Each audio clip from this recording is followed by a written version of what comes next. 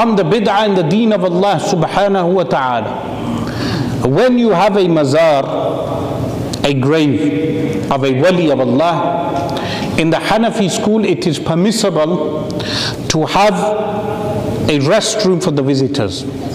So for instance, there's a wali buried somewhere and the awqaf, they build a restroom. People come and do ziyarah. This is permitted in the Hanafi school. You can check this. But the early Hanafis, they said placing a cloth on the grave is prohibited. The early Hanafis. Then Al-Imam Ibn Abidin rahimahullah ta'ala said, in our times, he said one cloth is permitted. Why? So the common people do not disrespect the grave of a wali. Because when you go to a graveyard, you see the graves, you will think these are the graves of common people. He said one cloth is permitted. So when someone sees the one cloth, they know under this grave is a pious person. They do not disrespect the grave. And a resting place is permitted. Why? How do we define bid'ah? We look at the fatawa, the verdicts in our madhab, in all four madhabs. And what does Imam Ahmad Ridha Khan rahimahullah ta'ala say? He says extravagance on the graves with placing 2 or 3 or 4 cloths is what prohibited in the Sharia of Allah. Remember, the early Hanafis permitted it, did not permit even 1 cloth. Ibn Abidin permitted it on the basis that people do not disrespect the grave. But later generations have introduced bid'ah in the shrines that they place 2 or 3 or 4. All of this is prohibited in the Sharia of Allah. But today when we go to Indo-Pak, we will observe the ghulu, the exaggeration. For instance, in our region in Dadial, they even have a shrine which is with bells. So you go in, you press a bell. Of course, this is from the Hindus. They took this from the Hindus. It's a ritual from the Hindus. Similarly, they have a shrine in Pakistan that when you visit the grave, you take off your trousers and you place the trousers on a washing line and then you leave.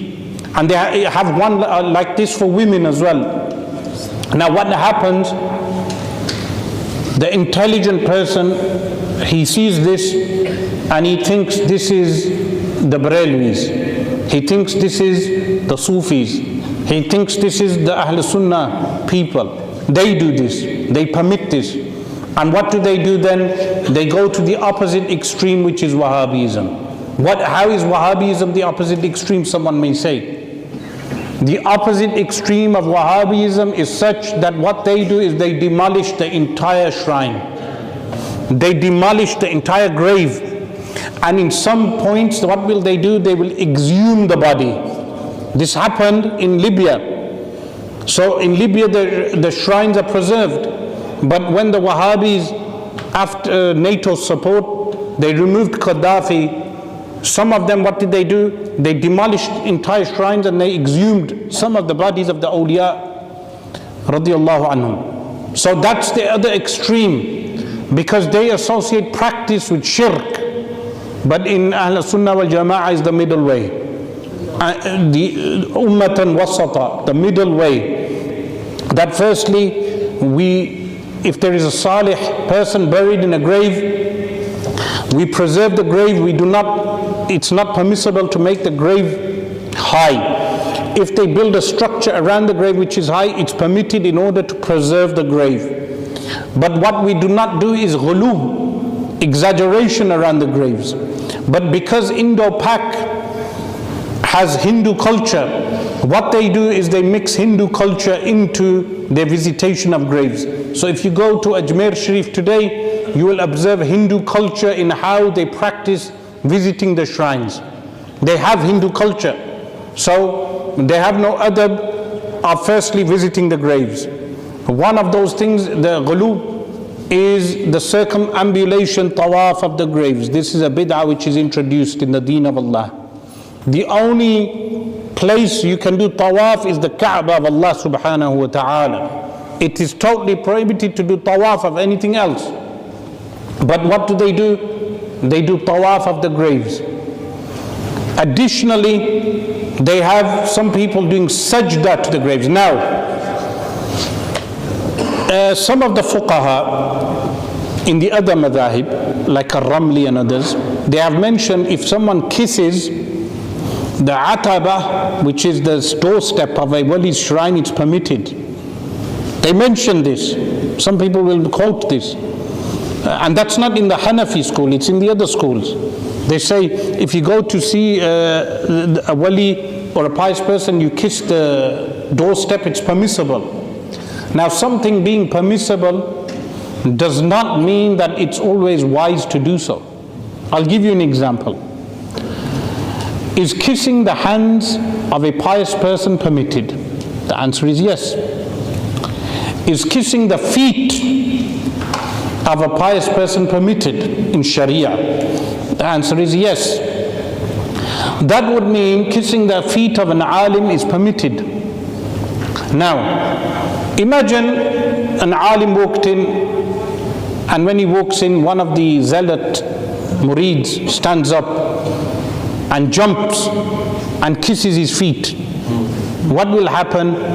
The observer will observe him doing this, and he will think that the person is doing a sajda to his peer or his sheikh.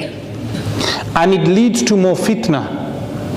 It leads to people being maftoon, because some of them will think, they were simpletons, they will think the person is doing a sajda. Others will think it's a haram act.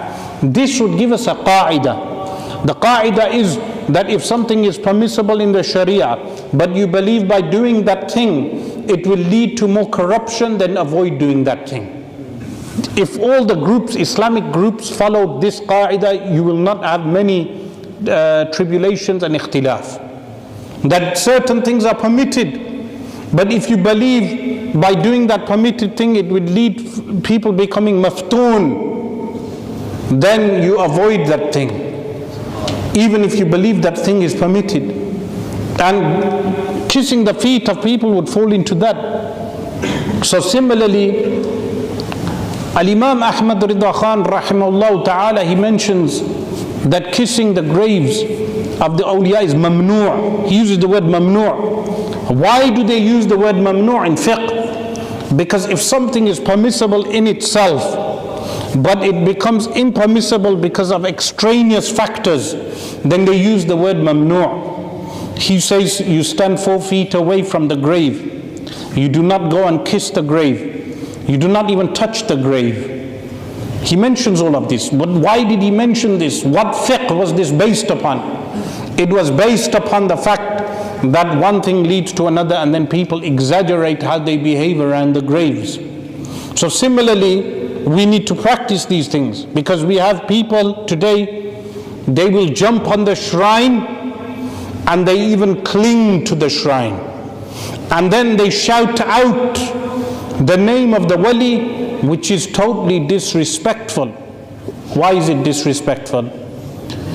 For instance, we have Mufti Sahib here. If someone stood in front of him and started shouting, Mufti Sahib, Ya Mufti Sahib, it's disrespectful. Why is it disrespectful? The person is not deaf. You call to him with adab. So similarly, when you go to the grave of a Sheikh Abdul Qadir al-Jilani radiallahu anhu, if you cling to the grave and you start saying, Ya Sheikh Abdul Qadir, is this adab with the Imam Abdul Qadir al-Jilani radiallahu anhu? The answer is it is not adab. The adab is you stand far. The adab is that you do not shout out aloud. The adab is you do dua to Allah subhanahu wa ta'ala to benefit you from your ziyarah of Sheikh Abdul Qadir al-Jilani radiallahu anhu. This is the adab. This is the balanced way of al-Islam and the balanced way of Ahl Sunnati wal Jama'ah.